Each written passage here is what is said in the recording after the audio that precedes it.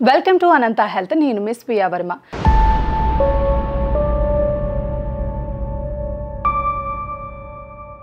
నేరేడు లాంటి అకాయ్ బెర్రీస్లో అనేక రకాలు ఉన్నాయి. అందులో ఒకటి అకాయ్ బెర్రీ.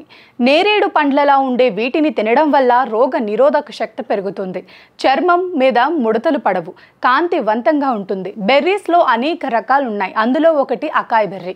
నేరేడు పండ్లలా ఉండే వీటిని తినడం వల్ల రోగ నిరోధక శక్తి పెరుగుతుంది. చర్మం మీద ముడతలు పడవు, కాంతివంతంగా ఉంటుంది.